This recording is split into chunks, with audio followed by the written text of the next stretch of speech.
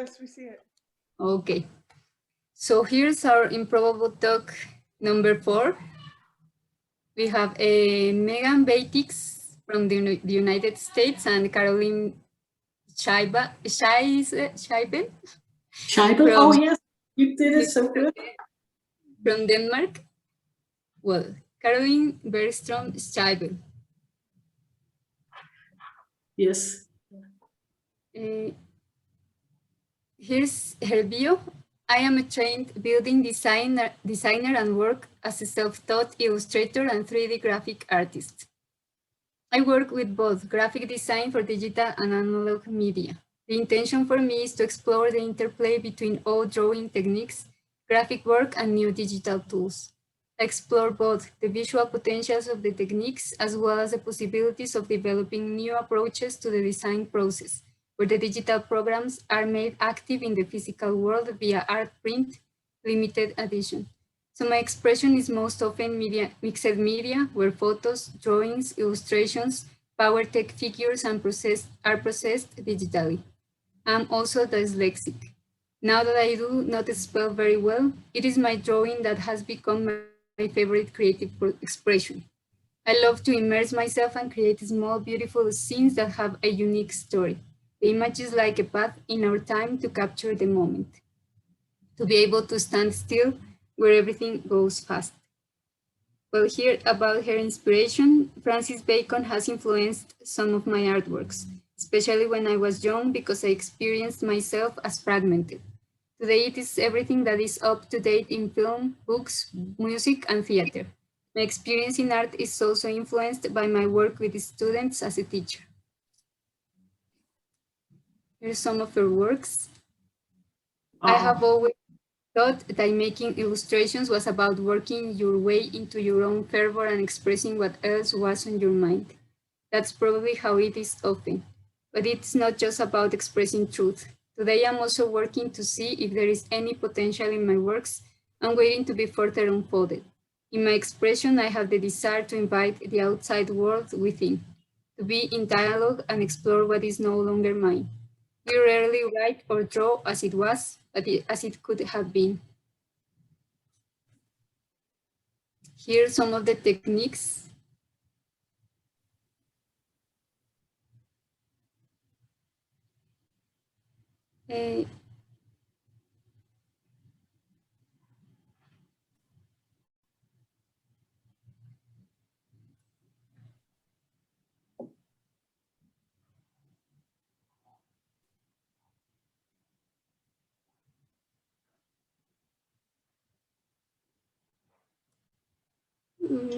I will be showing this a little bit, so maybe Caroline wants to tell us something about her graphic work. This work is very special to me, and I'm very touched that you have decided to present it, because for many years ago, I made a very fast drawing, a very sketchy one, and it was very beautiful. And at that time, my father was very sick, and I was really, I needed to get some really nice work done. And at that time, I was so lucky that a gallery in New York would like to buy it. And I panicked a little bit because I thought, would I ever do any work as good as the work with the two ladies in the sea? And I had to, decide, well, it will be okay. I will probably make some other good drawings. And I met this guy who was a pianist, and we sat down in the train, and I talked about this project and how difficult it was for me to, believe that I could ever do anything that was better than those drawings. And he said to me, well, Caroline, you should just have fun. Don't expect too much, that you should provide yourself in great works. It will come. And he was right. You have to believe that you will always find a way to express yourself, and the thing you do, it will always be good. I have a colleague who for many years ago lost her brother, and was tragic because he made suicide. And it emotionally, it touches me very much when people have great losses. I think that we should pressure lives. So I made this project because I would like to make a fundraising to help her out and remind her that there's a lot of love in the world, and he didn't leave any notes behind him.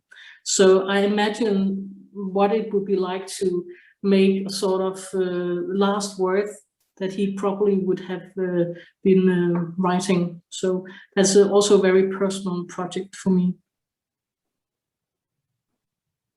Thanks, Caroline. Well, here we will be watching these videos. It's a this is a collaboration, isn't it, Caroline? Yeah, I have a very good friend called Kate, and she works with me.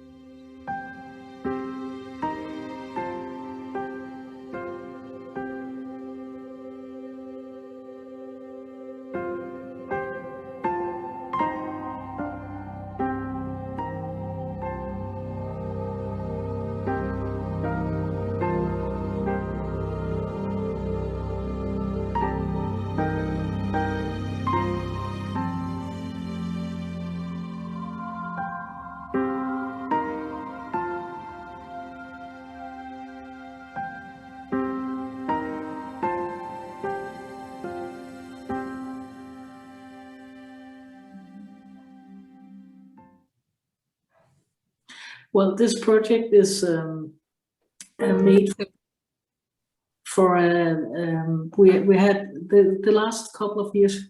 Kate and I have been working with this project of people who are in need because they are refugees, and especially in the Greek Ocean, a lot of people are, unfortunately dying on the sea, and it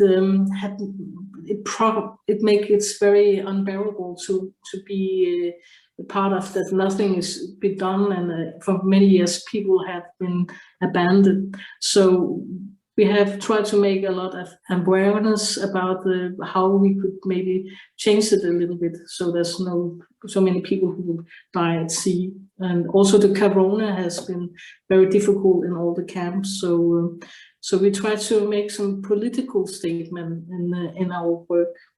So she's an abstract artist and make a lot of paintings, and we both like to work with big sculptures. We made a boat in tree, and also this is the next movie you're going to see is we made a very large concrete sculpture, and it was the association is that you should imagine that this is a person who is on sea and only have a life vest, and it's it's a very strong piece, I think, but enjoy.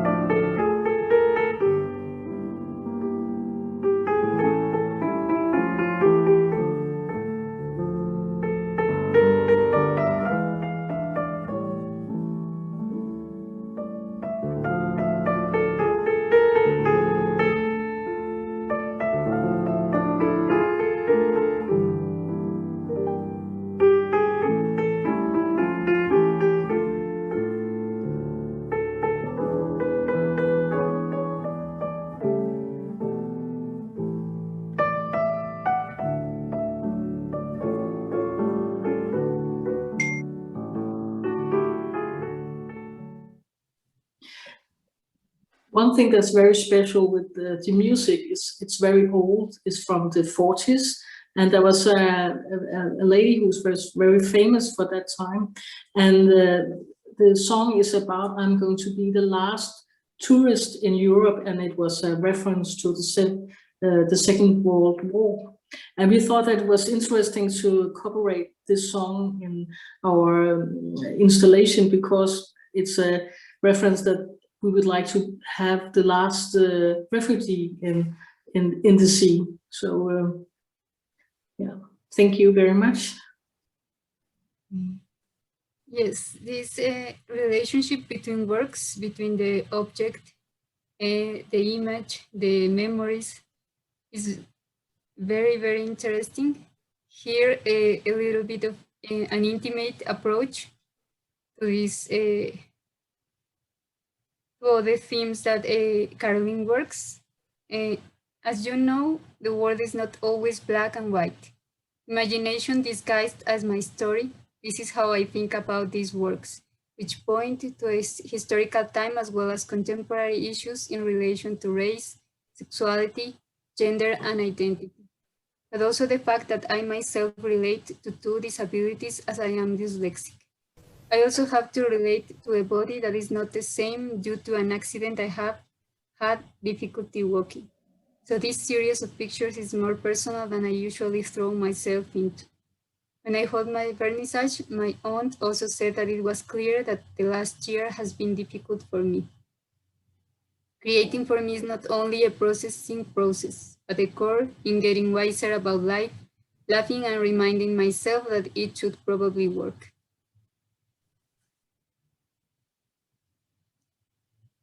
Here, all the links where you can watch the work of Caroline, a work that is expanding and is really interesting, very personal as well as political also.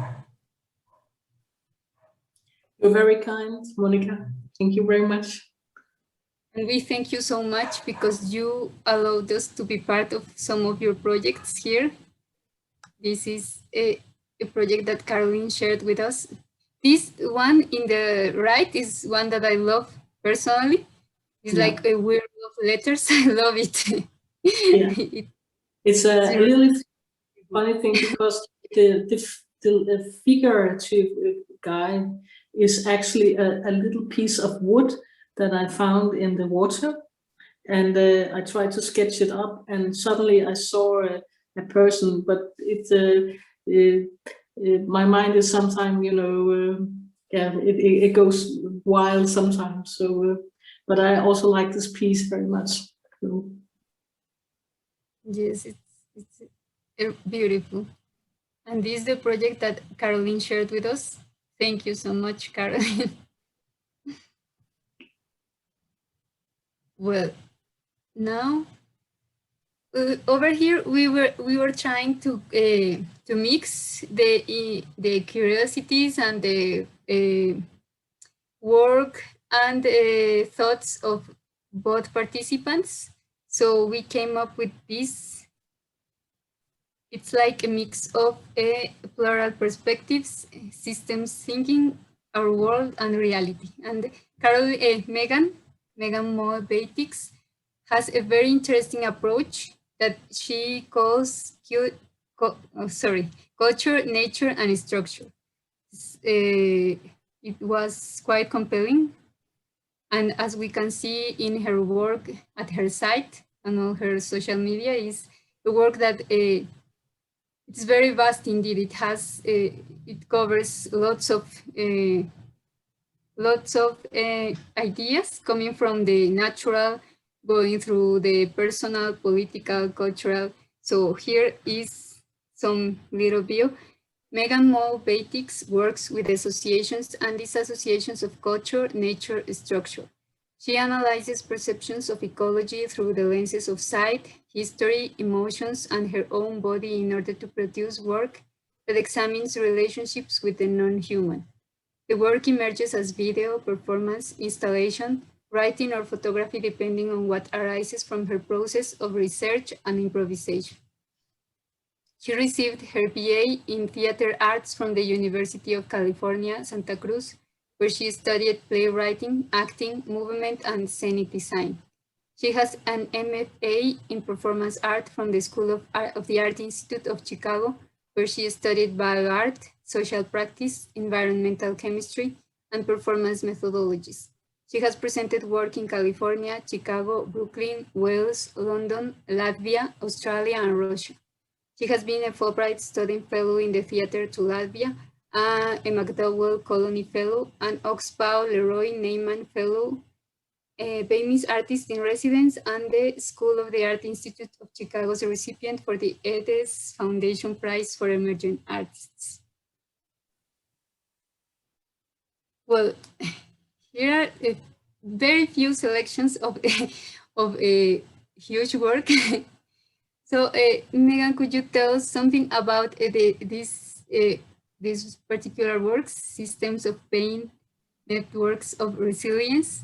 Yeah, thanks. So Systems of Pain, Networks of Resilience is kind of a multi-chapter project where I worked in different locations depending on kind of where I had resources to work from or who invited me to develop work.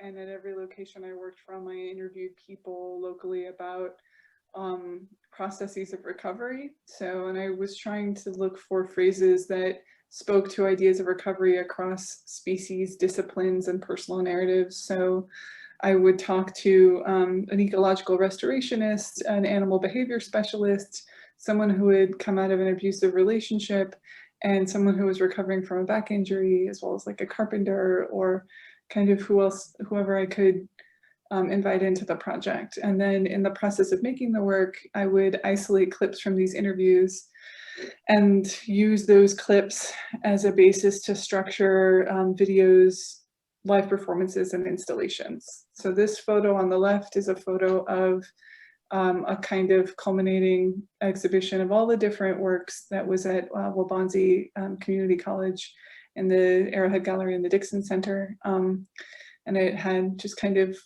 excerpts or reimaginings of different chapters of the project. And then throughout the project, I try to engage, I basically contextualize those interviews with a form of audio description. So what you see is being described by someone who is trying to just tell you about the action and the scene that's unfolding in the work. And that's a way generally of making the work accessible to blind audiences or audiences with limited sight, but also to hopefully help the sighted viewer reflect on how it is that they're perceiving the work in kind of a Brechtian sort of fashion. And then there's a series of objects that I use in each of the chapters of the work that are meant to connote kind of still lifes, because I was looking for imagery that held space for both abundance and violence at the same time. And the photo on the right is from another project called Wave Management that I created at the Biosphere in Arizona, Biosphere 2. And it's just in response to the artificial wave machine that they have in that constructed ecology. So we can hear an excerpt from her work.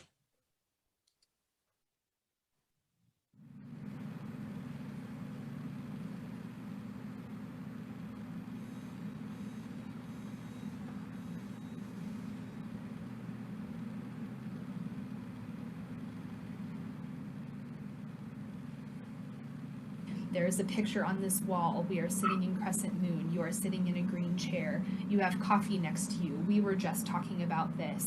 The artist assembles the oranges, stacking them in a pyramid, rearranges them on the table, and places the oranges all in a line.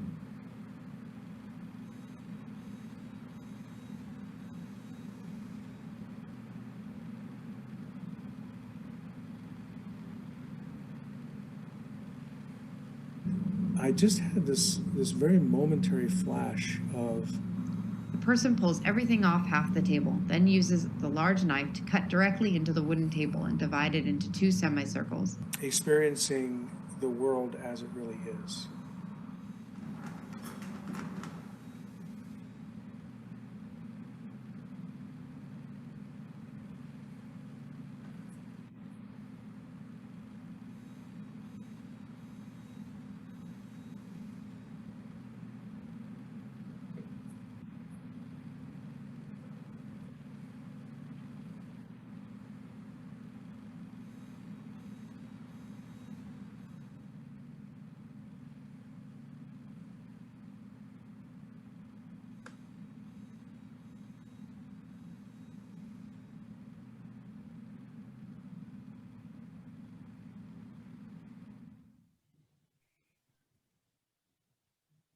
So that's an installation called Installation 1 that was up at the Knox Gallery in Galveston, Illinois. So thanks for Galesburg, Illinois. Sorry. Sorry, I thought the image would appear again if I went forward. No, that's okay. Okay, here are some other projects that deal directly with the performance translation of experiences and feelings, maybe. So could you tell us something about this piece? Yeah, so Requite is a short devised performance work I made in 2019 at this residency called Indie Convergence. And Indie Convergence actually has a really unique residency model that I really appreciate, and that is that they invite 10 or so artists to one theater space and arrange for housing for them for 10 days and a few meals. And as a resident, you get 8 hours of rehearsal towards a project with technical and performer support, and you give a similar number of hours to other people's projects. So on any given day, you might do 2 hours of rehearsal for someone else's project, have a break, do 2 hours of rehearsal for your own project, and then work on a collective project with everyone. And then at the end of the 10 days, there's a workshop performance of everyone's completed projects. And the narrative in the residency is very much that because you only have 10 days to develop something, it's a workshop piece. It's a workshop piece. It's not a final work. But I'm actually really happy with the way this turned out. And I can kind of consider it to be the final version that it is. But it's essentially 4 performers devising acts of movement in relationship to structures of technically theatrical devices and reflections of light with mirrors. And the sound in the background is kind of remix moments from American romantic comedies. So I try to isolate bits from the romantic comedies that speak to ignored or platonic moments, because there are these kind of rich stories of all of these best friends and side characters that often get kind of subsumed or sacrificed to the grander narrative of what is usually a white heteronormative like arc of romance. And some of those side stories are really important and beautiful and tragic, and some of them are very queer. So I kind of reframe this as like a platonically queer acts of material care. So I felt really lucky to work with these performers, and it's just that engagement of this space and these objects and juxtaposed with that sound. And there's an idea where every time a particular chime sounds, they have to strike a pose as if they're on a romantic comedy poster, because I wanted that feeling of the imposition of a very highly artificial kind of norm onto their space of just like normative acts of platonic acts of material care. So it looks very interesting, indeed a very compelling space. Here, work in design. I do event design, lighting, set, media. My experience with event design infuses my creative process in the development of projects and performances. Knowledge of lighting, set, and media design also informs my teaching practices at the University of Florida and other institutions I've taught at to this point. I've done media design for the Chaffee Planetarium and at the Grand Rapids Public Museum, and created lighting designs for OOUR, Atom R, the David Herrera Performance Company, the Asian Art Museum, the California Academy of Sciences, SFS Sketchfest, and Posh Dance Company, among others. I studied theater arts at the University of California, Santa Cruz, and was a Fulbright student fellow in scenic design to Latvia in 2001. The lessons I learned from Latvian scenographers are like Andris Freibergs and Leva Kaulina deeply shifted my relationship to the creative process and its articulation in space. And here a work in performance that has also derived in a work in an editorial work. Could you please tell us something about these actions that translate also to other mediums like books? Thanks. Yeah, so A Lab for Apologies and Forgiveness was this series of videos and performances kind of similar to the Systems of Pain project, where it's like one concept but realized in multiple chapters and forms. And that was all about this bacteria, Geobacter sulfureducens, and that bacteria breathes radioactive uranium, which I found to be really amazing and almost like a form of ecological forgiveness. So I made this kind of series of works about it, and I got a grant, and I was able to go study with microbiologists in Australia to work directly with this bacteria. And I learned from them how to build this gassing apparatus to cultivate that bacteria in. And one of them gave me this lab notebook that they use to record their own research as part of the process, where I was like trying to take notes, and they're like, why don't you just take notes in one of these lab books? And I was like, well, this is perfect because I'm making my own lab. And the way that these lab notebooks are structured is really fascinating. They're almost like a choose your own adventure. You can write a note in the corner and be like, continues on page 27. And then for the next 10 pages, you can work on a totally different project. And so if you need to follow that project again, then you have a note that says, okay, this stops here, and then now skip 10 pages and pick up where it leaves off. So I proposed a book to Candor Arts as one of their, which turned out to be one of their last publications, but it was basically very straightforward, like, hey, I have some friends who wrote about the work, I have some photos of it, I have the scripts for it, can we have just like a documentation of what these performances and videos were? And then they saw this lab book of mine and they were like, ooh, we want that.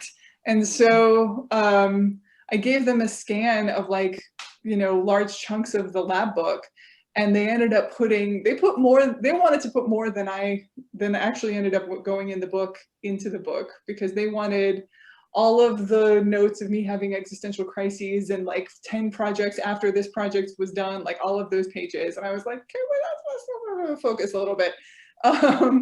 There was also, there's like some things in there that like, it's like huge chunks of it are published now, but some of that still is like, those were notes for me and not for anybody else. But there is a vulnerability in the process that I do open myself up to, where it's just like, you do see stuff that I never thought other people would see as part of the process. But they were really invested in what was a key component of the work, which is kind of an emotional human unpacking, kind of parallel to the way that the work unfolded, and how that was realized in the making of the work itself, which I think is not an uncommon, I don't know, like I feel as like with having been trained in performance in multiple ways, I feel like that there is permission given by the medium to be emotional or to be real in the work, to the point where it sometimes feels like an imposition or an obligation, like it's not real unless it's like tear your chest open, vulnerable feelings. And for me, it's a constant struggle to navigate what constitutes vulnerability that serves the work, and boundaries that are healthy for me as a human. The first chapter of this work, I learned afterwards, more vulnerable than I was ready for, and ended up having a fair amount of like stress and anxiety afterwards. And so now I'm a lot smarter about being like, no, internally I know I'm not ready for this particular part to just be displayed. That was for me, and so I'm keeping that to myself. But the rest of this you guys can have. So that's part of what that book was. So.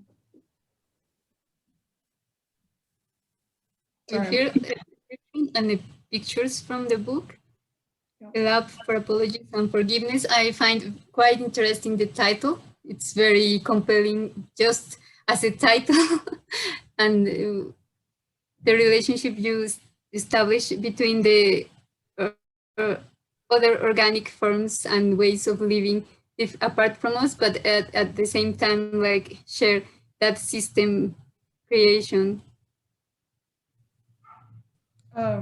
Yeah, and for me, that was just totally inspired by the bacteria itself. And I did ask Derek Lovely, who discovered, quote unquote, the bacteria, whether the work of the bacteria was a form of ecological forgiveness. And he very scientifically responded, I would use the term ecological restoration. So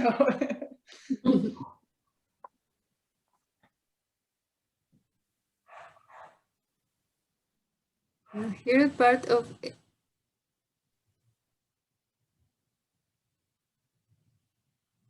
other social media, in Vimeo, Facebook.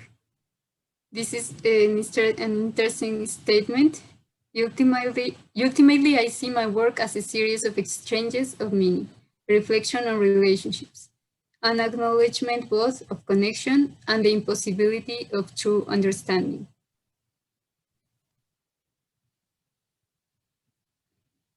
Well, over here, it was supposed to be a video also, but it disappeared.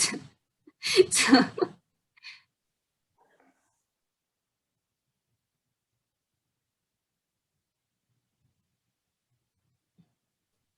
I don't know why the sharing, it's not showing the pictures. Maybe there's a little elf playing around with the technique. I'm gonna recheck the connection. So maybe it looks like it's okay.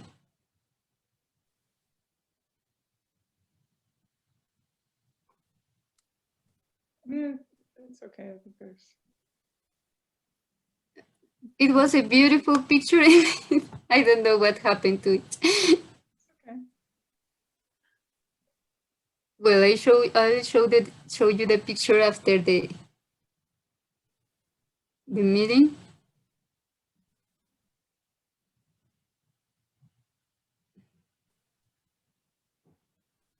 Well, and so to end this and let our participants to start their talk, I'll be showing the social media where you can find Meghan, also in Twitter and another like Instagram, ResearchGate, LinkedIn. So Thorough. thank you so much. I will be checking for the picture that got lost. As Caroline said, maybe there were some Elvis like disappearing the images. Thank you so much, Monica, for this amazing presentation, and make sure we will be posting it like in a few days on YouTube. So whoever wants to see it, it will be available on YouTube. So now, after this amazing presentation, Caroline and Meghan, you can begin your talk. So please, Meghan, unmute yourself and feel free. So we will have like around 1 hour, 20 minutes, since Meghan Yes. has to leave in 2 hours. So go. Are we going to change room, or can we be here for the rest of the talk? No, thanks to Meghan. Today we're not gonna change room, so it's a full 2 hours. Yes. Hi, great. Well, thank you all. I'm very touched about this presentation, and it's mind-blowing to see work presented by somebody else. It's a little bit of magic, I must say. Absolutely. I was starting to wonder, Caroline, it was great to hear a little bit more about your process from the presentation. I did some nerding out on your stuff, but I was wondering if you could talk a little bit more about the relationship between the hand-drawn and the digital in your works, because I look at some of your drawings and I can definitely see. Please, Meghan, can you raise your voice a little bit? Yeah, can you hear me now? I'm sorry, you. No? My mic is going out on this computer, I think. Hello, hello? Hello, better. Okay. I was wondering if you could talk a little bit more about your relationship between the hand-drawn and the digital in your work, because I feel like I see like certain remnants in the work. I'm like, oh yeah, I can like get a real visceral sense of like a digital image trace that's happening. But then there's so much depth in the images, and they're so fluid, and they feel so, they feel like a real genuine like mix between like what is organically drawn and what is like constructed in a digital space. And I'm wondering if you could talk a little bit more about that. Yes, a very good question. Thank you very much. It's my process is like this, that I start making a hand drawing, and that process is very vulnerable for me, and it's not very often that I show my drawings to anyone, because it's a very emotional thing. And I have a very good friend called Erik, and he's an old man. He's almost 80. And he's a very famous graphic guy in Denmark, and I am his. He's my teacher in a way, and he had made me aware that my drawings, my hand drawings, are quite good, and I shouldn't put it in the drawer. Normally, I put it, take a picture of it, and I digitalize it with the different kind of textures and layers, and so the bottom of my drawing is disappearing in a way. And I think that it's like I would like to hide a little bit of myself, my soul maybe, in my process. So I recognize the way that you say that you would like to have some private parts of yourself in your work, but it should be displayed, all of it. And I think that it's like a history. You have your own story in mind when you're doing some work, and suddenly it has to be out in the public, and people could have opinions about it. And it's very nice to have a little bit distance. So I have my personal story with my art, and what other people have opinions and thought about it. It's their story when it's done. So I try to distance myself maybe in that sense. And it's quite clever that you maybe pinpointed that question. So yeah. And what do you kind of hope that is evoked for the viewer, like as a result of that style? Like, what are you hoping that that folks come away from the work with in terms of a feeling or experience? I'm sorry, could you repeat? What are you hoping that the viewer comes away with in terms of an experience or a feeling? Yeah. Well, I had a piece in the exhibition that was a portrait of my mother in New York. Actually, before I was born, I had a small picture, and I abstracted that feeling in this digital work. And a lot of people ask me if it was a sort of a Jewish point of view, because she was in a part of New York where there's a lot of religious people, and I realized that I hadn't had this thought when I was doing the work, but people could recognize it in a way. There was some people from the US coming by this gallery, and I was stunned that they could recognize the atmosphere in this picture. So sometimes you have a different kind of imagination, you have a different kind of story, and sometimes there's like labels in a book that suddenly appears, and you when I draw and make art, I am not always so conscious about what I'm doing. It's normally after a while I can see that, okay, this is the direction that I would like to oppose to other people. So sometimes it's like I really don't know what I'm doing. So yeah. It seems like you work really intuitively. Yeah. And respond to that. That's great. Yeah. I think that when you make art, there's a sort of a core in your work that is unfolding. and you can have maybe some of, I think maybe all art in some ways are a little political. You have to make a statement, you want to make maybe a point of view, a direction that you would like to people to, think about something. But sometimes there's always sometimes more personal, and I like to see that some of my work is more what do you call it, more open. Maybe it doesn't have a fixed storyline, and sometimes it's you say, okay, that is the core of my work in that piece. So yeah. Do you feel like place or like where you're working from influences the development of your work at all? Are you asking where I'm working? Or yeah, do you feel like the place that you're working from affects your work? Oh, okay, yeah. I've been, I try to make some, I have different kind of space where I can work. I have two sort of galleries, and it's funny because one of the places are filled with a lot of people. A lot of people coming in and out, and everyone is loud, and people make clay, and it's a very big, large group of people who is working at this gallery. And it's seldom that I can finish my work at that place, but it's very good to, getting good ideas, because a lot of people will respond. And the other place is a very, very small place where there are only maybe 2 or 3 people who can work at that. And it's often there that I would finish my work, because it's I can focus. So, but that's when you're going around and taking photos and consuming the world. It's I realized that when I've been traveling a lot and around the world, it's like I'm a camera. I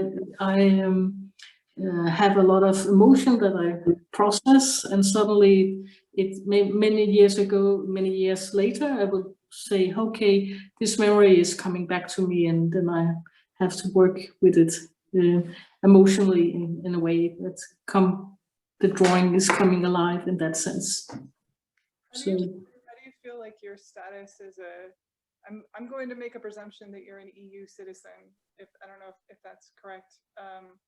But it's okay. Yeah, but how do you feel that status as an EU citizen affects how your work develops and how it takes shape and unfolds?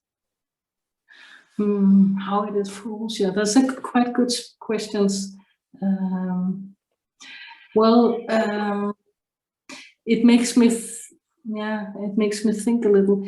Well, I was born in a very small island with a lot of rocks, and it's a very beautiful part of Denmark. And in this part of Denmark, people are a little bit more calm, and we call it a little bit rocky, because people are solid in a way, because the nature is very harsh, and there's a lot of wind and sea.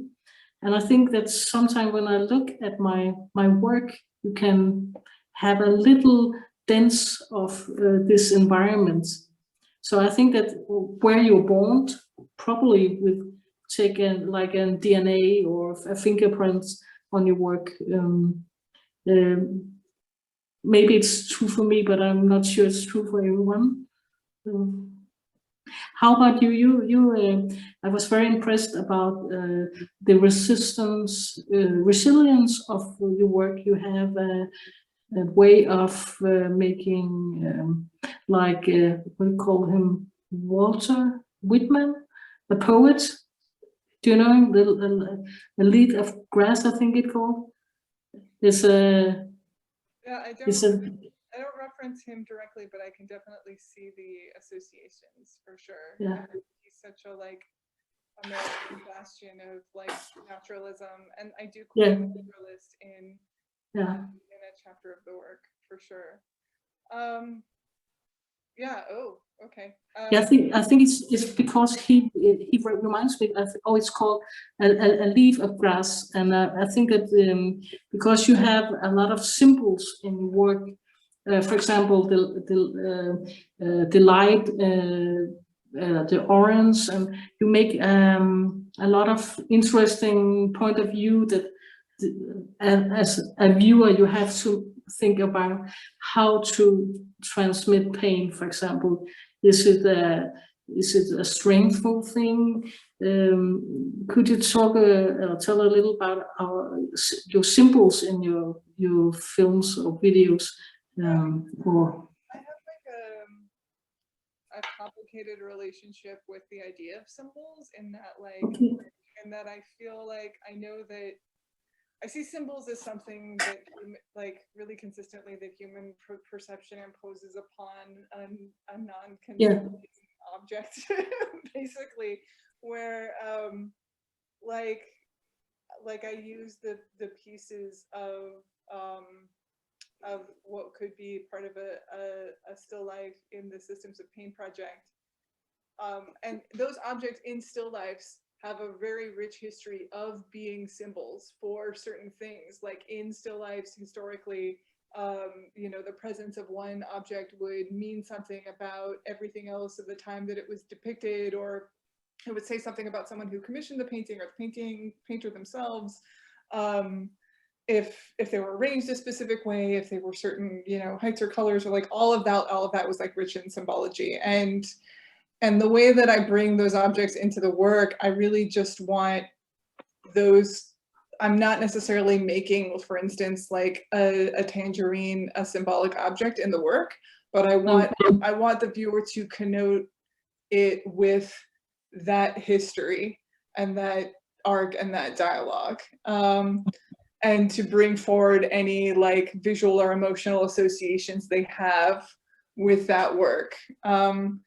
And it's a little bit, I think, a little bit of artist angst on my part too, because there's so much credence given to work that deliberately references art history, but then that history itself is so incredibly like white and male and Western and narrow, and requires a very specific kind of literacy, and like isn't always the most amazing work. Like to me, the perpetual question is like, who did we miss out on when we were too busy staring at Picasso for like decades? You know, like Hilma af Klint, like whoosh, you know, only recently is getting kind of the respect that she deserves, even marginally. But like,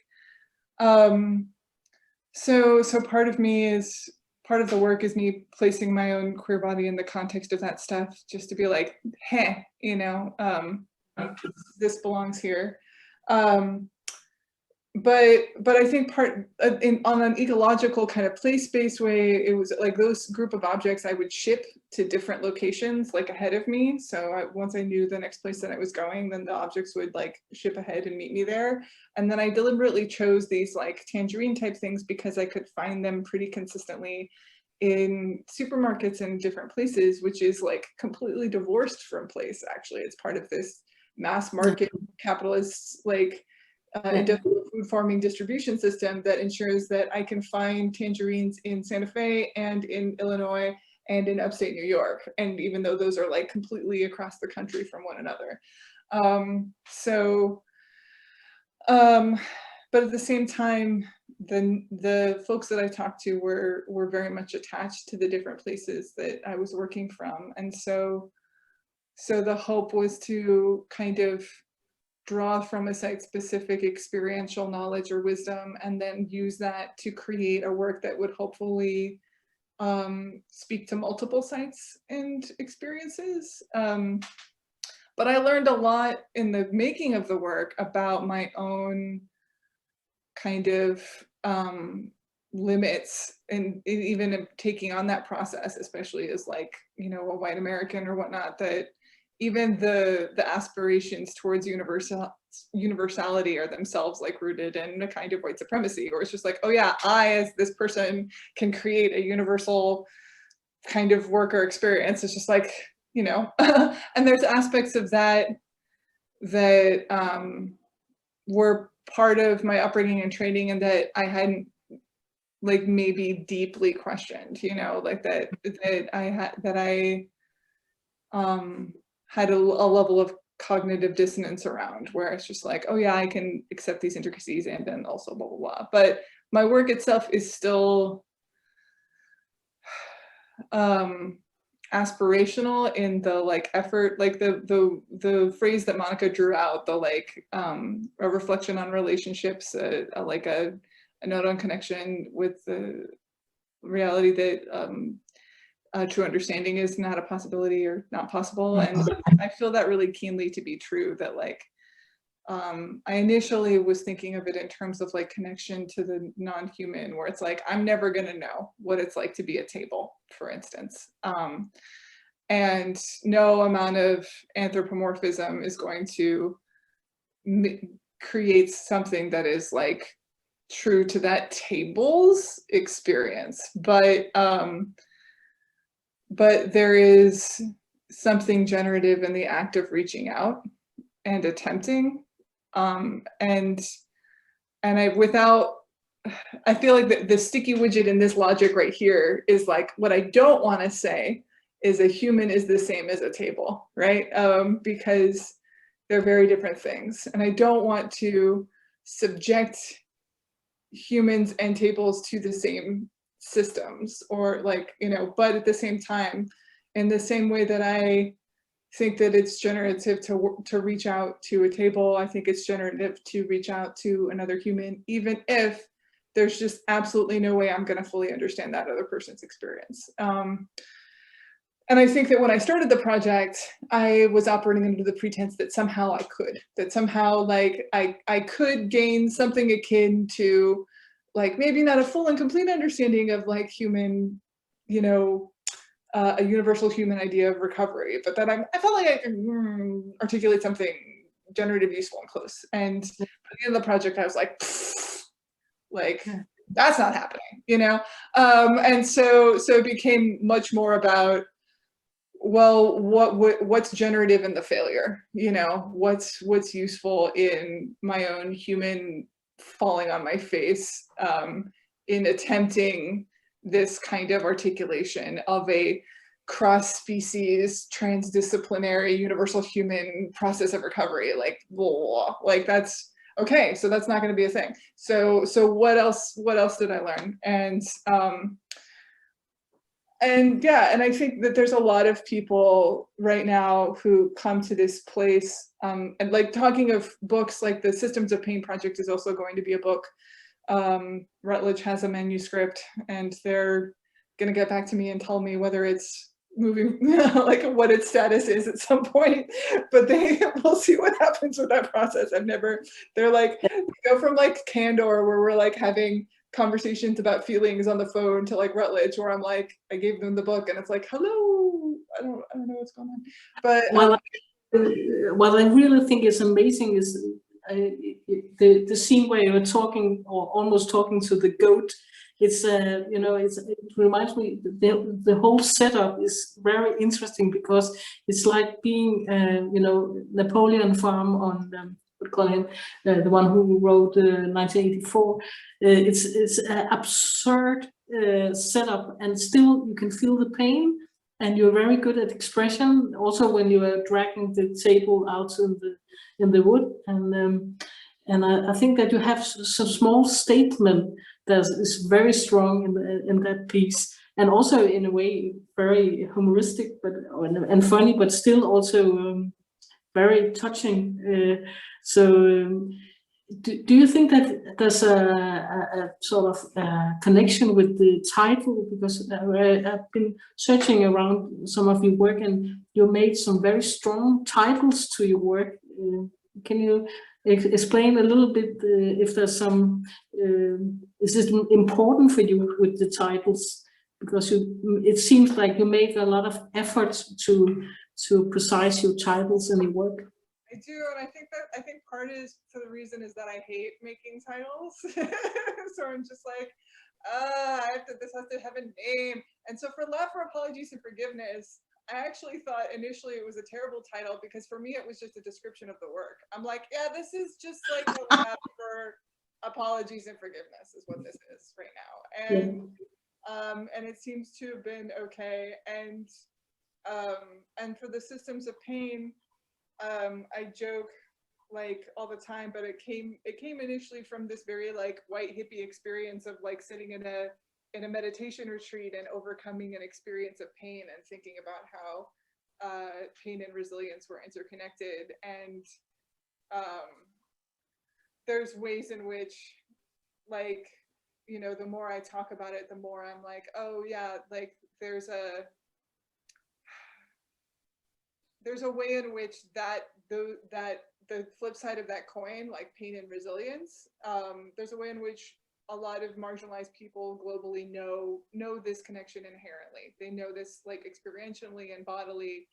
You don't need to have words for it. It's just like part of life. And I feel like part of I'm talking about whiteness a lot, but I feel like part of the work for me in examining my own whiteness is like, there's a kind of denial that happens of that connection when you're white, because you drink the Kool-Aid of the meritocracy. You believe that like, if I work really hard and I show up all the right places, then my work will be recognized for what it is, because the world is fair somehow. Like the world is fair and the world recognizes goodness and fairness, which is a delusion of whiteness, right? So like, yeah, so for me, it's like it's this, like the project itself is almost like that unpacking, where it's like, oh, okay, let's start with this, like the genuine desire of this like particular delusion of whiteness, and like seek it out genuinely, and then like experience all of its flaws and blind spots over the course of the work. And that's really what ends up more so in the book than even the project itself. But yeah, I guess for me, what keeps the work, I totally just completely deflected from your very simple question of titles. I'm very sorry. But for me, what keeps the work grounded is a certain level of like transparency and honesty about my own placement within it. Like for me to pretend I have some sort of more level of like distance or objectivity is false. So I have to acknowledge my own positionality and relationship to the work on some way, in order to feel like it has integrity on some level. And that changes depending on what the work is, or what I'm engaging with, or what the topic is, or whatnot. So there's some works I'm like barely in it, and there's other works where I'm like, hello, my name is Mo, I'm making this artwork, you know. And so it really depends. But yeah, but for the long story short is that the titles are an extension of the process, and that for me, it's just me trying to find what is an accurate description of the work, and then hopefully then that operates well. Sorry, go ahead.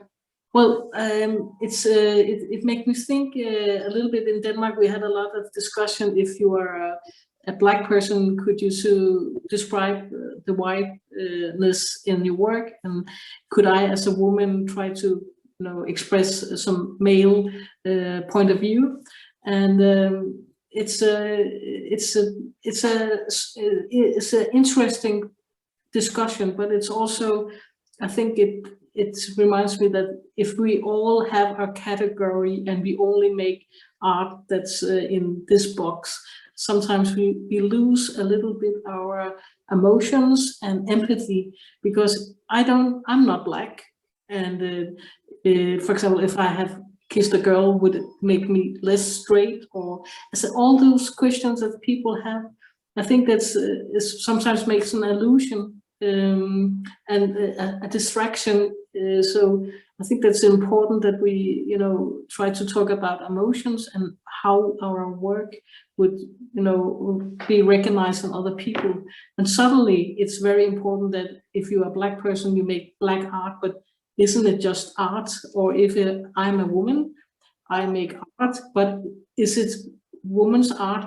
And I think there's when you talk about the title of your work, it recognizes resonance a little bit, that I think maybe there's an interesting discussion to bring on.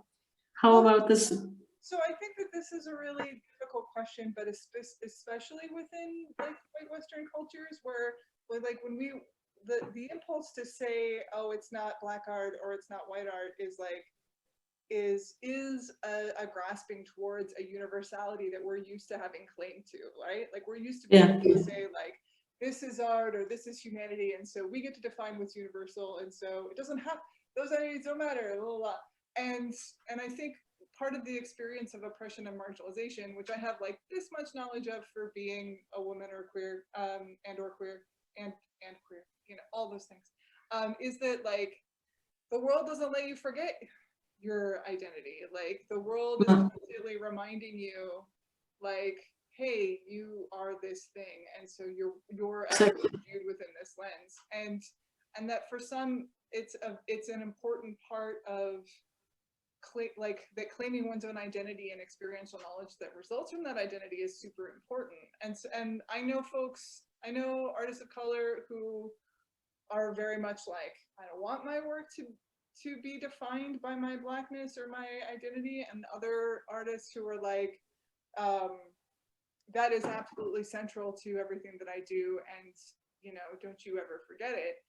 And I think that, you know, all of those relationships with identity are shaped in part by class and by region and by access to resources and whatnot. But I personally do really firmly believe that, like, I like kind of what you were saying in terms of where you grew up, but like the resources that I've had access to over the course of my work and career have absolutely everything to do with like where I've come from, what class I was in, the fact that I'm white, you know, like professional languages that I grew up with a kind of adjacent literacy to that like other folks might not have had, and even my rebellion against all those structures and the permission that I had to rebel against all of those structures. Like I spent a good 10 years between undergrad and graduate school being like, I'm gonna go live on a hippie bus, I'm gonna hitchhike around the country, you know, and that I had the like license to do that even speaks to a certain level of my privilege, you know. So I think the danger in saying like, oh, it's all just art is the potential like elimination of difference that is like really important to recognize and value. And I think that the really difficult work of actually engaging with diversity is letting go of this Western notion that we as humans are all starting from the same page culturally. We're not. Like starting from a place of like, I truly have no idea where this other person is coming from, and I can't make the presumption that I do. And so I have to do the work of asking the difficult questions in order to clarify things that I might take for granted as being universal. Like I think whiteness is very used to operating within a norm that everybody else has to conform to. I felt that personally really keenly when I lived in the Midwest more than anything. Like it's a whole nother story, but that I think on the one hand, yes, it is all art. On the other hand, we can't use that as a way of negating all of the differences and how we make it and approach it, I feel. So. And I think that's why this project, the Identity Project, is so sublime and so beautiful, because first of all, we got a chance to talk to people that is far away. I mean, I'm not I can't go to India for the moment, and Colombia for that sense, and you in the state, and suddenly we are so many people from different kind of places in the world, and we have a space for talking and getting ideas and exchanging thoughts, and you know, try to just listen and say, okay, this person is interesting. Why are this person interesting? How come the expression is so and so on? And it's seldom that you actually have this feeling that you are in family. I mean, it's like, you know, talking to a very good friend. And I mean, we have just met a few times, and even though I feel very connected with all the people in the Identity Project here, so it's interesting. It's a very beautiful thought that maybe we could change a little by this project. I think it's maybe I'm naive, but I really hope that there's more of this kind of you know, platforms will emerge and do a difference. think one of the things that I'm really grateful for in the shift in the pandemic too has been that kind of globally we have experienced a collective trauma of sorts where like globally everyone has lost people, everyone has either been sick or known someone who's been sick. Everyone has had to adapt to very difficult circumstances, definitely more difficult in some places regionally than in others. Like I feel like I'm in Gainesville, Florida, and like the second lockdown that happened, everybody was like, oh, harumph, you know, I don't want to wear a mask to the grocery store. And in India, people were stranded with no buses and had to walk home for days, you know, so it's like a whole different scenario. But my like one hope from the whole pandemic is that the reality of like ubiquitous kind of inequity and trauma is a little bit better understood as a result, because we have some sort of adjacent knowledge to it that we're a little bit more like kinder and generous to one another and less like intense about I don't know, capitalistic paradigms of productivity, as it were. It reminds me of one of your projects called the plant is it wasn't talking, but yeah, but it was amazing to see the little video, and it was in Moscow also, and the biotechnology in your work is quite interesting, that you mix science and you mix very emotional statements in that piece. Could you tell a little bit more about how you come across the idea? Well, The Plant is Present is really just like a satirical commentary on the performance artist Marina Abramovich, where she sat in the MoMA Museum of Modern Art for the length of an exhibition, and people were invited to sit in front of her in public and just be present with her for as long as they wanted. And everybody came away from being like, that was amazing. Her presence was so profound. There was a whole Tumblr that was like, Marina Abramovich made me cry. And it was this like, kind of, like on the one hand, like very genuine experiences of like silence and presence. On the other hand, like total like star worship on some level, where it's like she was just elevated to this mythical status for having deigned to place herself in the gallery, right? And so, so I put a plant in a chair and talked about the plant being a performance artist and talked about all the amazing things that the plant did. I'm like, this plant filters the air. It was a mother-in-law's tongue plant, Sansevieria trifasciata. So I talked about the actions of the plant as being a form of performance, and like its ability to filter certain pollutants from the air as a collaboration, you know, with NASA and like all of these things. And so people sat with the plant instead of sitting with a famous performance artist. But I did have actually two people who had sat both with the plant and with Marina Abramovich. And one of them wrote in a little notebook afterwards, like, Marina was exactly as interesting, you know, which is to say like, oh, either totally fascinating or like completely boring. And a lot of people did describe like, oh wow, this plant has presence, I feel really at peace, I feel very grounded, you know. And so like there opens up this question of like, do we all just really need to just sit and like be quiet with something for a minute? Is it really about what we're holding presence with, and is it more just about holding presence, just having the conscious experience of like sitting and committing to being fully in the moment that you're in? And I feel like Interesting. yeah. So I want to pivot back to your work for a second, if that's okay. Okay, no problem. I noticed, so we talked a little bit about your drawings before, and then but you have a couple of really rich videos that are like very layered, and they seem to mix like your drawings but also like stock footage and like other like points to place and whatnot. And I was wondering if you could talk a little bit more about the process of making your videos as opposed to your drawings.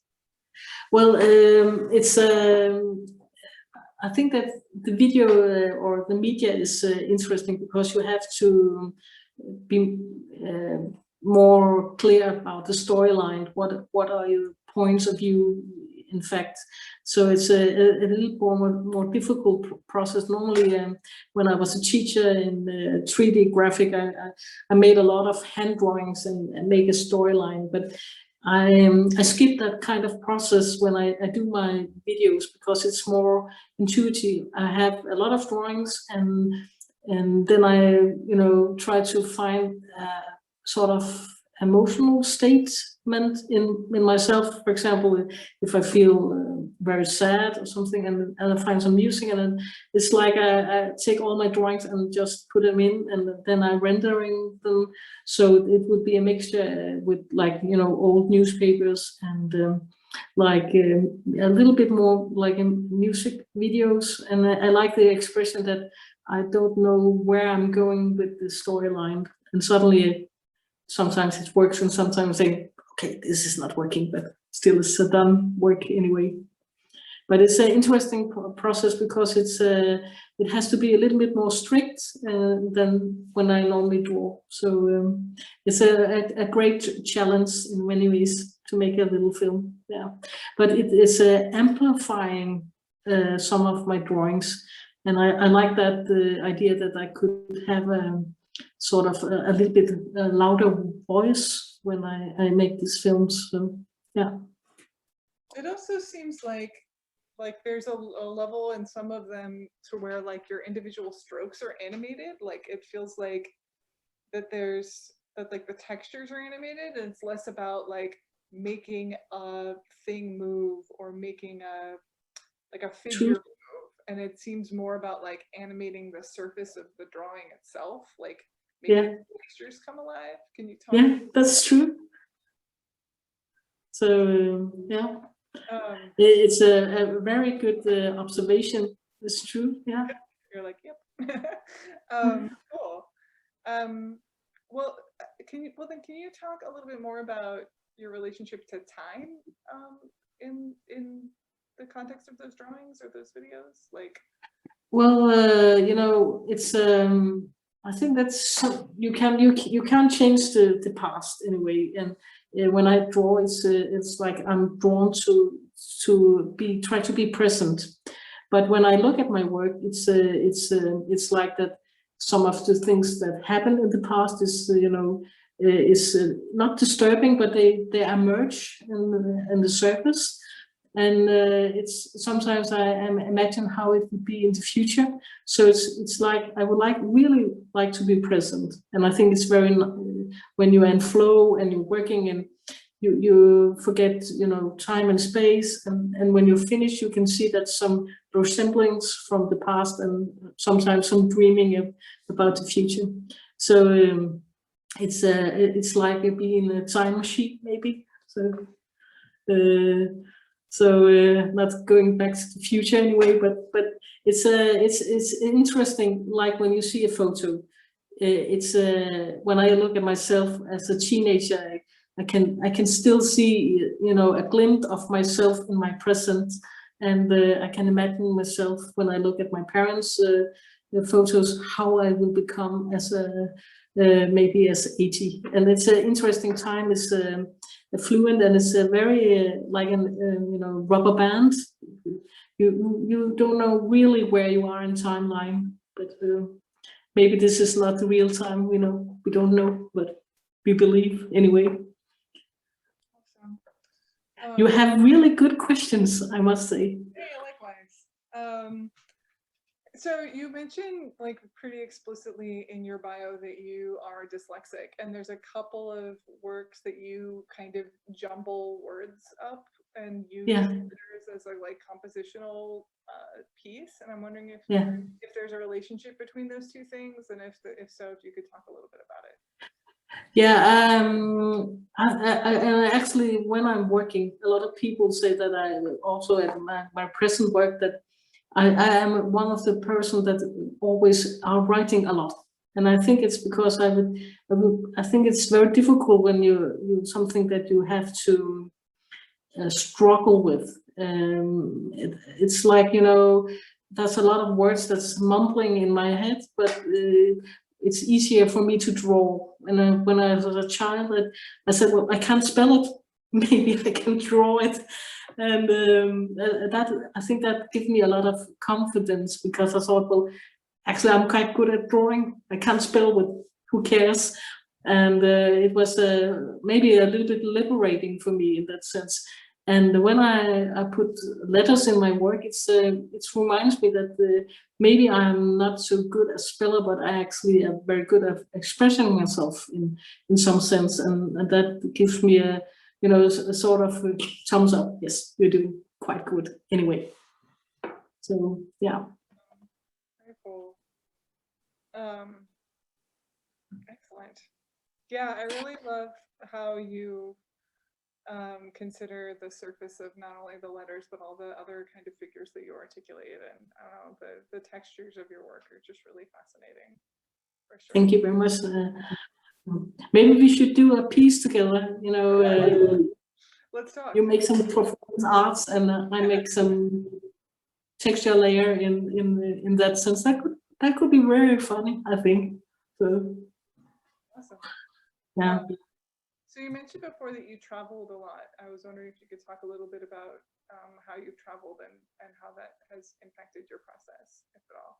Well, I was so lucky when I was younger that I had a job where I had the opportunity to travel. And for me, I come from this small part of Denmark, and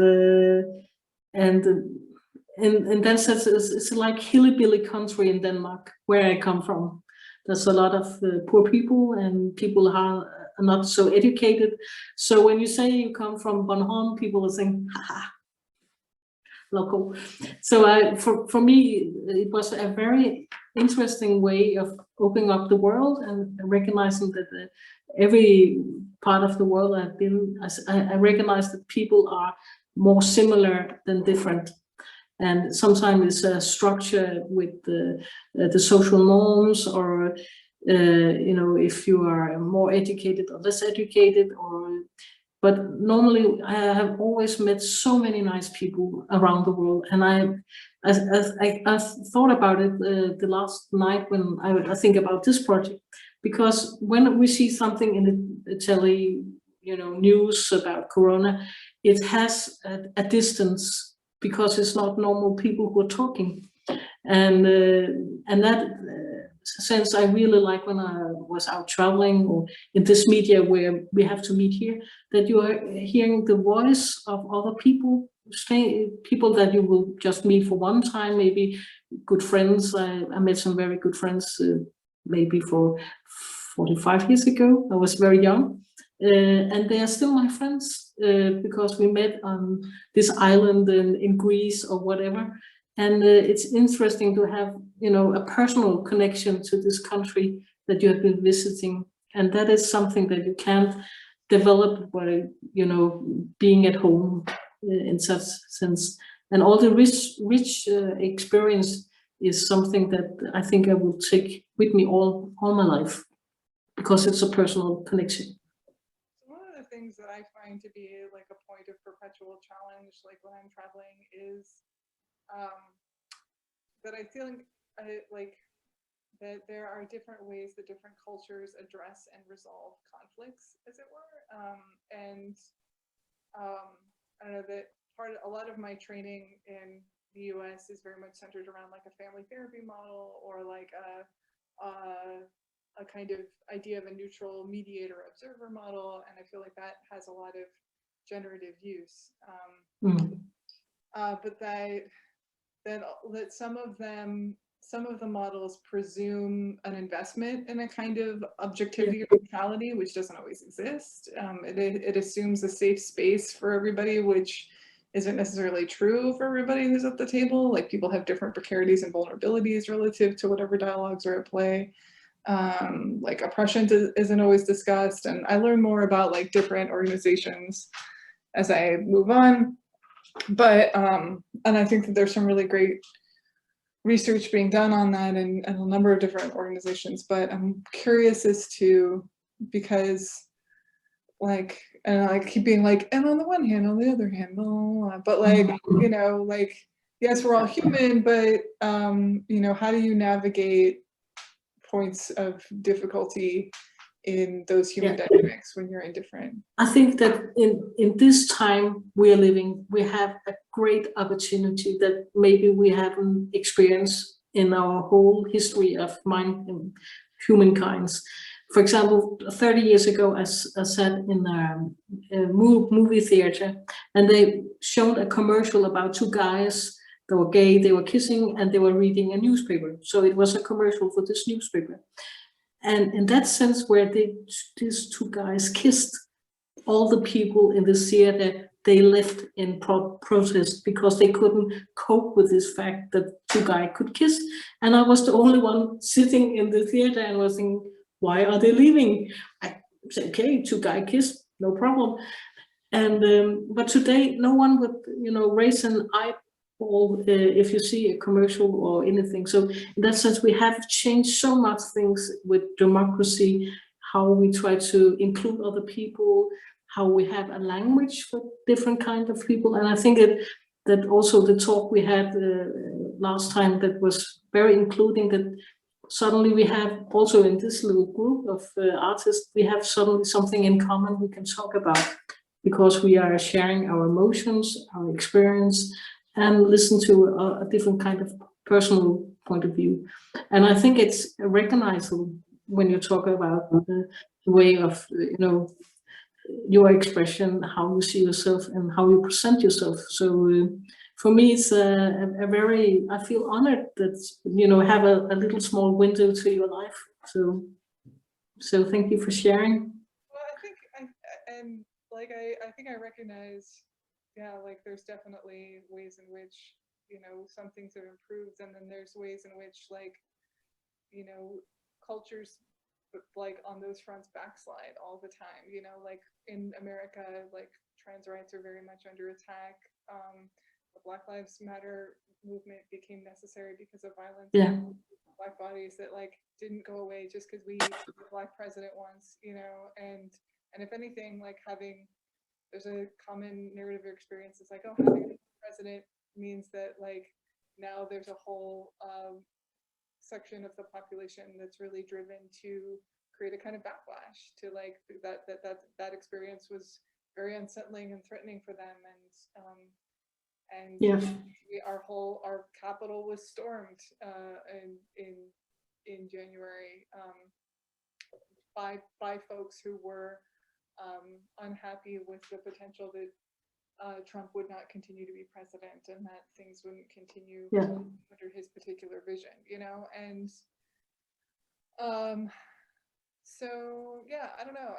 I feel like it's at the same time I personally spent a number of years following things like the UN conference on climate change talks, and like went to the ones in like 2000 and when you're talking about that sense, it reminds me of another work that I saw. It was where you are plant with some air.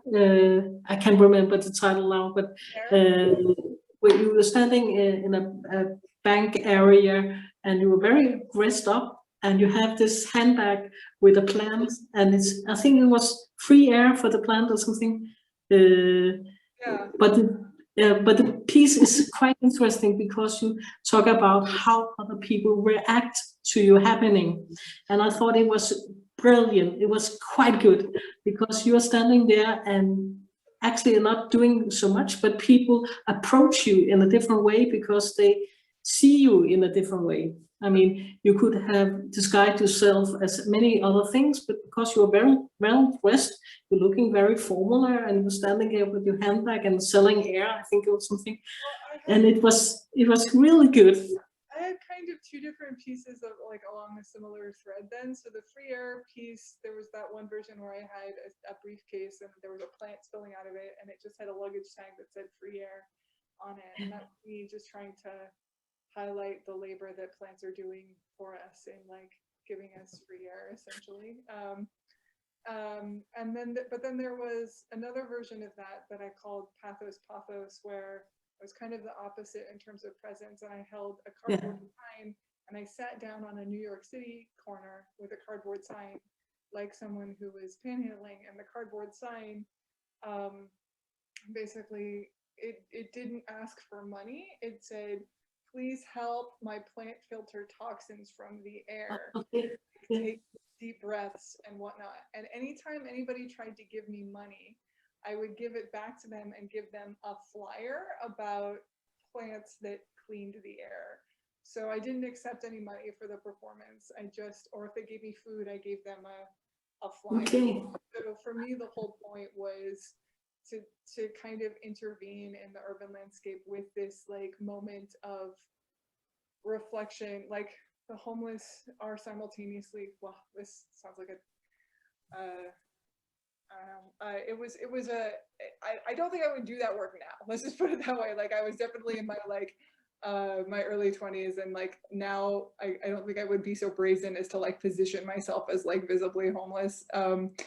But I wanted to create an intervention on a sidewalk that would be simultaneously like invisible and visible, that could be durational, and that could prompt a form of interaction and reflection. So it's almost like folks who felt generous enough to give to what they thought was a homeless person were rewarded with this information about plants that help them clean toxins from the air. And so in that moment, like ethically how I navigated that was in the hard line of like not actually accepting money. And if somebody was like walking past me, I would actually like scoop up the cash and be like, here's this back, and also here's a flyer.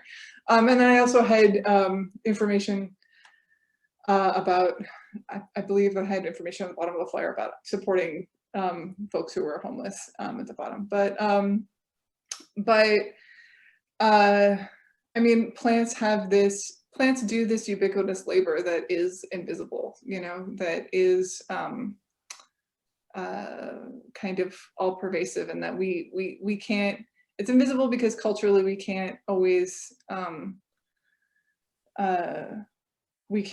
we don't always read plants as anything other than like decoration. And then just on a scientific level, it's like we can't see them breathing. We can see them growing over time. We can see them, you know, but we don't see their breath. We don't see their process. And so, so that was just like a whole kind of thing. But yeah, and so part of my work for a period of time was like trying to think of breath as a form of communication with plants, like that it's a molecular exchange, it's a way of sending signals, it's a back and forth of oxygen and carbon dioxide. And you know, at the same time, kind of to circle back, I was going to these different conferences and watching things like the UN conferences on climate change unfold, and how people were spending hours debating on where a period would land in the middle of a sentence, and to like what exact word to swap out in this like one paragraph in this like epic document,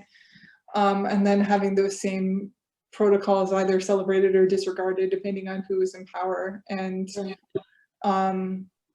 that, you know, there's potentially something really generative in just recognizing the work that's already happening. And it's sometimes strange when we talk about words, because I also so see this, you know, like the summits and everything, and sometimes I really think that two people are discussing something and they are actually very, you know, committed to, well, we should make some change, but still people are not listening very well. So they are more debating and discussing and get arguing about words, where I think, well, we should actually act. I mean, it should be very simple. There's a, and it's a. Yeah, I think the problem is less that, I think, to disagree. Yeah. I feel like sometimes the problem is less that arguing is a problem, and more that arguing is not always generative. Like, to me, it's like sometimes arguments can be really generative if it brings forward things that need to be, like, issues that have not been discussed openly, that are points of frustration, or like or like genuine disagreements that need a moment to be exposed and to be hashed out. But like I think that there's not every community has a social language that allows for disagreement that is generative, that can resolve in an agreement, or that can be used as a genuine kind of like therapeutic process. You know, sometimes the only language that cultures have for arguing are like emotionally abusive, physically abusive, like go straight to like, you know, actual like rifts or whatever. And some of that doesn't have to do even with the will of the person. Sometimes that has to do with like centuries of history that are weighing down on each of us, like accumulations of power and privilege and oppression and trauma and all those sorts of things. So I don't know, I feel like that's definitely a real urgent human challenge kind of going forward, is how to make culturally sensitive adjustments to disputes and arguments in a way that that creates lasting solutions, you know, not necessarily like kumbaya utopias or like everybody loves each other and hugs and then, you know, we all, you know, we let go of everything or pretend that something didn't happen. Like, just to circle back to the work, one of the things that I really loved about this bacteria, about the Geobacter sulfur-reducens, is that it doesn't make things not radioactive. That's not possible, right? It doesn't have that capacity. But what it does do is it makes it so that radioactive uranium no longer contaminates water tables. It makes it so that the poison doesn't spread. It keeps it from doing further damage. And for me, like, that's actually an effective exchange of apology and forgiveness, where it's not like you're like, okay, everything's better, everything's awesome, utopian peace, all that bad stuff never happened. It's just like, no, that bad stuff is still there. We're just trying to put a lid on it. We're trying to put some boundaries around it. We're trying to like keep it from spreading further. And to do you can see it also in the Chernobyl, you know, the accident in Russia for many years ago, when the atomic you know, environment was exploding. And so many years ago, they were very concerned that they will never be able to do anything in the area. But trees are very resistant, and there are passes where you know, the animal can be, and the nature has tried to, you know, clean it up self, and it's amazing. There's some parts that's impossible, but still, it's a interesting thought that maybe the nature can, you know, provide in sense that we can't. I mean, so the biggest population of wild wolves at this point, I think, live in Chernobyl. Yeah. In so many different areas throughout Europe, the forests that they have been devastated, which is actually a pretty cool outcome if you think about it. Yeah. Do you think that the way you work with the very political sense, is it if you have to, you know, talk about your poetry in your work and your political state, how do you balance those two elements?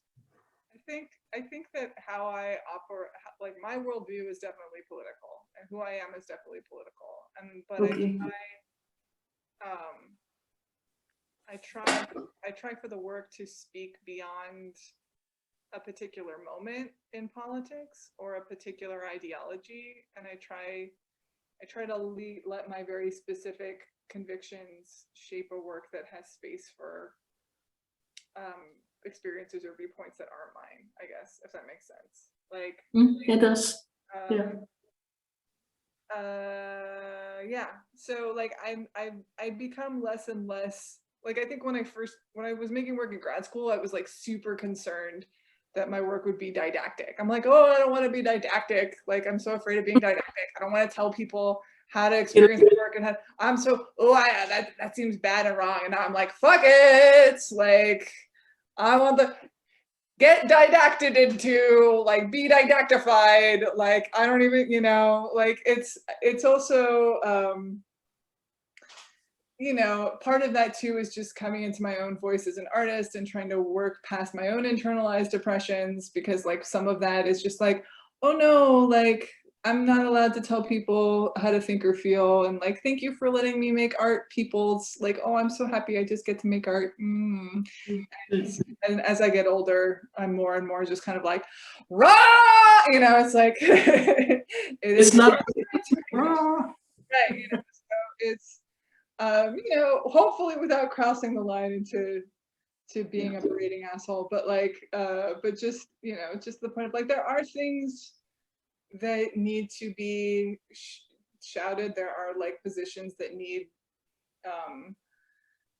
aggressive defending, you know, like just on an ecological sense, like we're losing species at an incredibly like disastrous rates. The oceans are really being treated as ecosystems, and to me all of that is tied to human communication. Like when there are wars, the landscape suffers. When there are exploitative capitalist systems in place, the landscape suffers, as well as the humans who are put in the position of having to harvest those landscapes, you know. And so I think that's a very interesting you know, purpose. If you could talk about purpose, that you have to wake a sort of awareness, and in that sense, I think that almost any art form is in some root in sort of political statement. It's almost impossible to escape a political environment, because everything that you have to say has an impact on other people. So that in relationship to your work, actually, because I think that from what you've said, yeah, I don't know, I'm curious, I want to hear a little bit about like where are politics rooted in your work, or are they, or what? I think that that I'm not so aware about where my political point of view are sometimes, but I'm very concerned about the environment, and the political stigma in Denmark is very rough on refugees. We have a very strange way of treating other people, and it makes me really angry, and it makes me really sad. And I think this it's not almost embarrassing to be part of or witness the political statements sometimes. But I accept and respect that other people have different point of views, but I would like to challenge it. I would like to, you know, maybe people think maybe this could be a different kind of way. And so in many senses, especially my work with my good colleague, Kate, we call us a duo in Sister in Crimes, and we make a lot of statements in our work that's very political. When I do graphic, it's more amplifying beauty, I think. So sometimes the political statement is undertone a little bit, but it's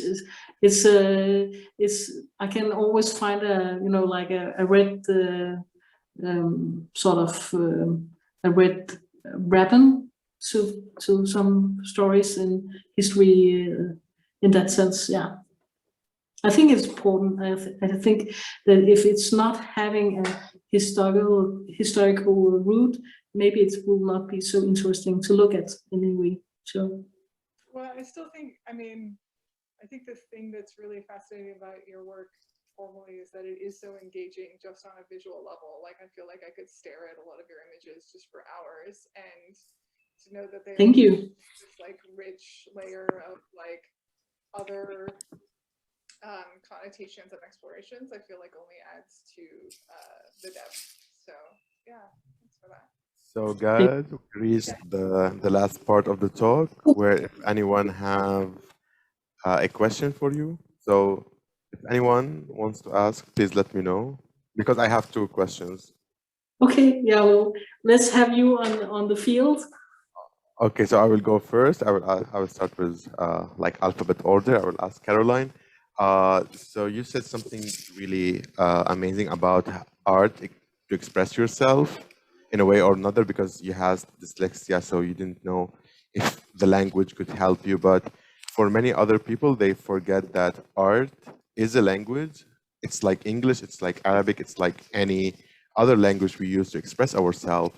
But as an educator, many teachers don't take that into consideration, this language that we are talking about. And just 1 minute.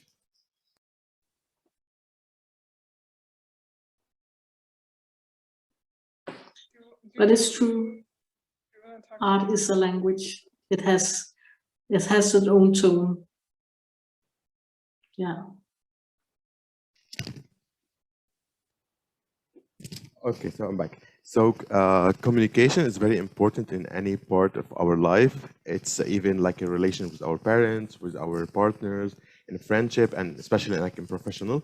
And many people lack this way of communication.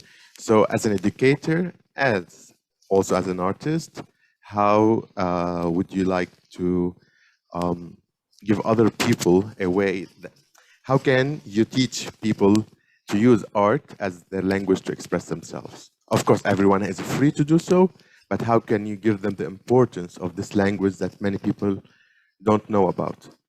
Yeah, I think that what I try to accomplish is to give people courage, and I think that the one thing that normally when you meet, it could be small kids or young grown up. It doesn't matter how old people are.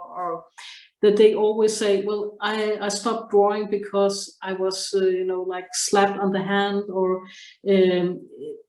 get criticizing because it wouldn't look right. And I'm very careful about not giving my own opinion. And actually, when I'm drawing in the art class and teaching people, I draw like I was 5. And I do that because I wouldn't give other people this feeling that they should live up to my expression, or they should do like I do.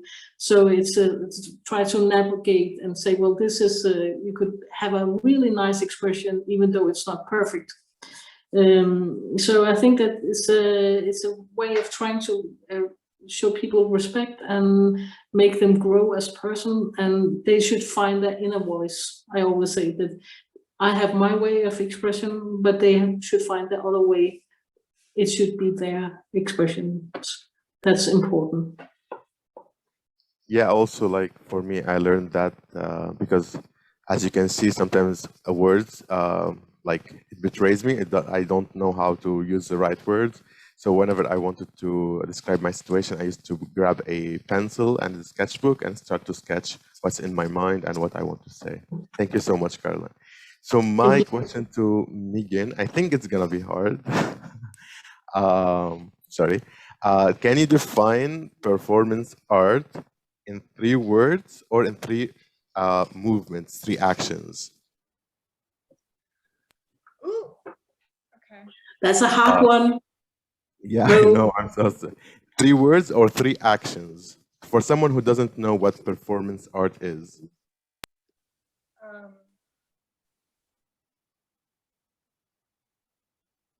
Do conjugations count as words? Oh, geez. So I would say, if I do 2 words, then I would say embodied presence. And I don't know that I have a single gesture that would be performance itself, except for to make the conscious decision to occupy my own space as a human. And that I think if I were going to be allowed to add a conjugation, it would be embodied presence for others or for viewers. But that I think a number of years ago I would have said liveness was important to it. But now I think that performance happens in any number of mediums, and there's many different articulations of what constitutes live. So yeah, that's a photo from my work Tumbleweeds. I guess that was missing earlier. Oh, and that's a really lovely still work. Thanks. It's beautiful. Thank you. And by the way, has a lot of texture. We have been talking a lot about texture today, and the leaves, hanging down from trees. There's a lot of depth in your work in that sense. Yeah.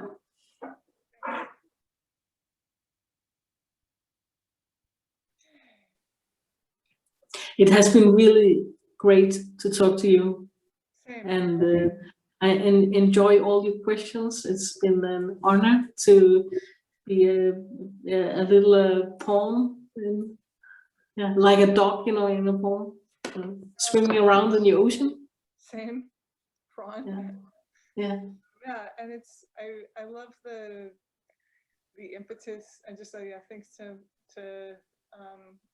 Monica and to Abdulnur, just that the impetus to host a very deliberate and open space for the discussion of these things amongst artists, I think is important. Like kind of, I don't know, Caroline was saying a lot of this earlier, but so much of how these talks happen is usually structured by specific institutions or programs or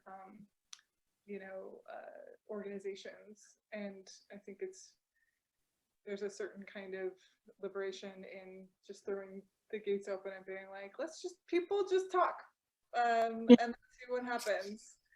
Exactly, because like many people do projects nowadays, like artists do projects, and institutions as well, they do talks, but there's something missing, is the connection, and people don't listen, and it's a very important part, because if you want to speak, you should also know how to listen. So here in this open talks, everyone is free to express himself the way he wants, and to talk the way he feels it's best for him or her.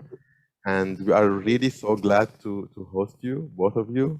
And I'm, as a young artist, I'm learning a lot from you.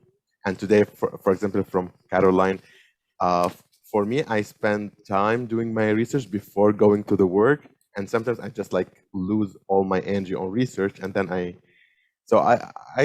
saw something different from Caroline. She does the work and then she sees where it goes and where it fits.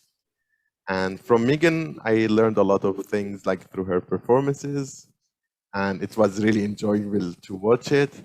And yeah, so thank you so much. Thanks. Yeah. I would like to thank you, and also Monica, you have been so amazing, and the presentation of Mo and I are so sublime. It's been a really pleasure to look at. I mean, I was almost crying, because I was like, wow, this is my work. I mean, and also with the Mo's work, I was like, wow, this is really great to look at. So thank you, both of you.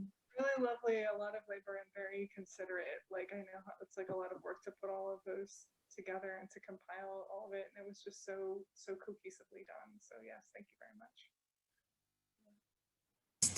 Thanks to you. It's been an amazing learning and an amazing opportunity you have given to us. We hope you keep on joining us for future, not just talks, but maybe other crazy projects we have. And so I don't know, I'm really happy for having you, and having learned so much in this process. We will be we don't know exactly what we'll be doing next, but of course it's gonna be something that comes from every single word and every single contribution you have made. So this is amazing. It's a real collaborative project, and we are very happy with it. So thank you so